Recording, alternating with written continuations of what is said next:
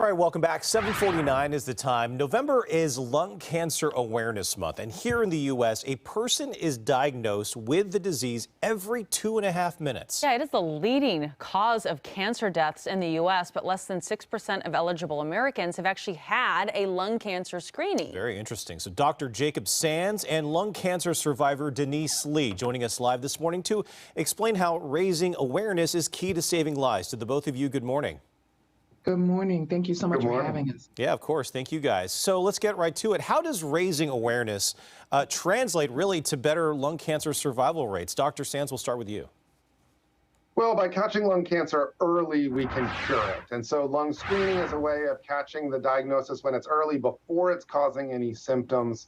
Lung cancer spreads before people are aware of it or develop any symptoms. So catching it early with screening is a way that we can then have an opportunity to cure.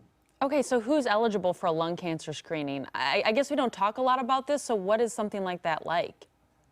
Well, the U.S. Preventative Services Task Force recommends between the ages of 50 to 80 with currently smoking or last cigarette within the last 15 years and 20-pack year smoking history. People can look at more or calculate that for themselves or their loved ones at savedbythescan.org, so they can know if they qualify or their loved ones qualify, to then be able to go into the primary care doctor and say, hey, I know I qualify for this scan. This is my opportunity at curing the diagnosis if I get it. And so I want to get that screening scan. Denise, I want to talk with you. I want to get to know your story a little bit here. What is your story? How are you feeling this morning? Oh, I'm feeling great this morning. Yeah. I started smoking when I was 14. I quit when I was 54. 8 months after I quit smoking, I saw a billboard on the side of the road when I was driving home from work talking about Saved by the Scan, early detection. I didn't know anything about it. I went to my primary care physician. I had no symptoms. I went to my primary care physician, said, would you order this? I didn't qualify at that time because at the time that I was diagnosed, the scan, you had to be 55. And I went when I was just shy of 55. I wanted it or requested it when I was 54. And I went back a couple of months later for something totally unrelated. And by that time I had done I had gone up on savedbythescan.org to do I call it the quiz, and found out that I qualified. And then when I went back to my doctor for something totally unrelated, I said, by the way, I qualify for this. Will you order it?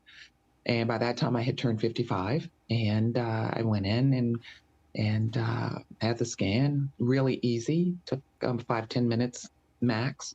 And I was diagnosed, or I was called in the next day by a pulmonologist, indicating that they had found a mass in my upper left lobe. So, I mean, doctor, we're listening to Denise's story, and, she mentioned that she started smoking in her teen years. What about people who are watching right now who aren't smokers or they don't have a history? Is there anything that could make someone susceptible to lung cancer unrelated to smoking, or is that the primary factor? Well, yes and yes. There are other things that cause risk, and so radon exposure is one for people to be aware of. They can look at their state websites and find out more information about that and potentially get a kit for testing in their homes. But cigarette smoking is the highest risk. Anyone with lungs can get lung cancer, though. So this is something that happens to people that never smoked as well.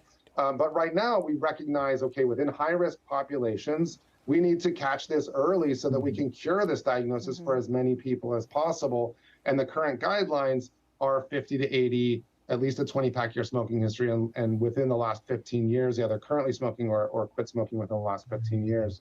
And so savedbythescan.org is a site people can get a lot more information on this but there is a lot more work for us to do as far as defining that risk population and really enhancing screening further.